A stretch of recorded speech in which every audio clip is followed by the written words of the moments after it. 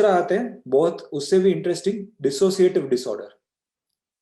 There are two alter egos of a person, right,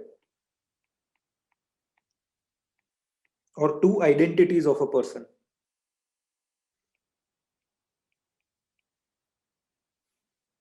तो जब वो एबीसी पर्सन है, राइट, सपोज उसके दो ऑल्टर ईगोस है, एक ही इंसान है, एक वैष्णवी है और दूसरी कश्मीरा है।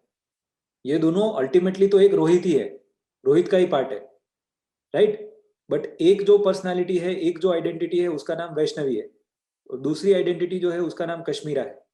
तो जब वो वैष्णवी है तब उसको याद ही नहीं होता है कि कश्मीरा कौन है, क्या है, कहाँ पे रहती है, क्या करती है, क्या उसकी आइडेंटिटी है, क्या। there is no acknowledgement of that alter ego's existence, and when that person is in the Kashmira alter ego, तो उसको याद ही नहीं है, पता ही नहीं है कि ये वैष्णवी कौन है, क्या है, वो alter ego का कोई भी एग्जिस्टेंस ही नहीं है।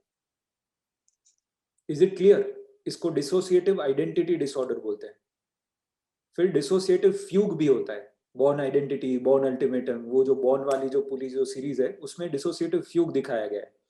तो क्या होता है कि वो इंसान कहीं पे जाके एकदम हाई लेवल के स्पाई लेवल की एक्टिविटीज कर लेता है और फिर वापस आके अपनी नॉर्मल लाइफ जीने लगता है और उसको कोई रिकलेक्शन ही नहीं होता है वो सब चीजों का, वो जो उसने एक्ट किया उसका, फिर वो वापस नहीं आता है वो एक्ट।